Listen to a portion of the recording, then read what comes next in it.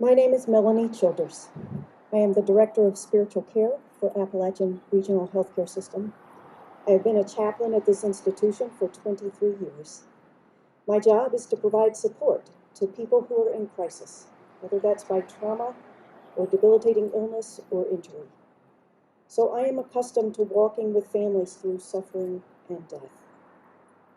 But never in my 23 years have I encountered anything so horrific as the last 18 months. Illness and death during the COVID-19 pandemic is qualitatively different. With COVID, you constantly face overwhelming numbers of very sick patients, a lack of resources, exhaustion, and extreme fear, pain, anger, and regret. As others have said, we often see multiple members of the same family or the same faith community hospitalized simultaneously, yet still isolated from each other. The ones who survive are not necessarily the ones you might think. An elderly woman might be discharged while her son tragically dies. I sit with patients who are racked with guilt when they realize they unintentionally infected their parents or grandchildren with the virus. I facilitate video calls almost daily, allowing COVID patients and their family members to see and speak to each other. In some of these calls, the patient expresses a desire to die while the family members plead with them to keep fighting. In other calls, the family has to do all the talking because the patient is so short of breath they cannot speak. In still other calls, the patient does not respond at all because they are sedated and on a ventilator.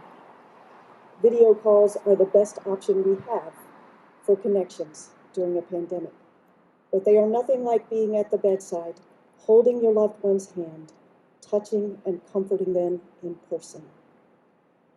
Our healthcare professionals are extremely caring and skilled individuals, and we are very tired.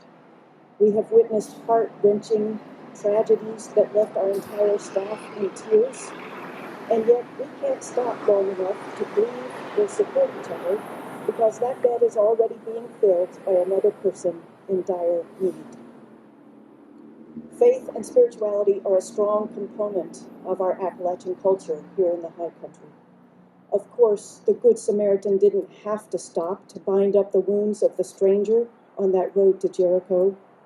Neither do citizens have to wear masks or get a vaccine. But from where I stand, my faith says to me, yes, you are your brother's keeper. Yes, love your neighbor as yourself. And every major world religion subscribes to some form of the mandate, do unto others as you would have them do to you. Friends, we are a community. Our priorities and political persuasions and spiritualities vary wildly from each other, but we are in this together. We are interdependent. There is no success, no win without caring about each other. Please get vaccinated. Please wear your mask.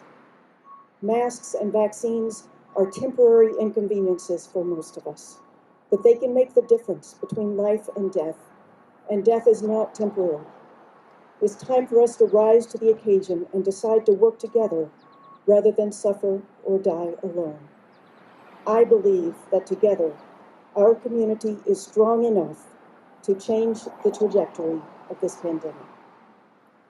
Thank you. And on behalf of my colleagues, I thank you all for listening today.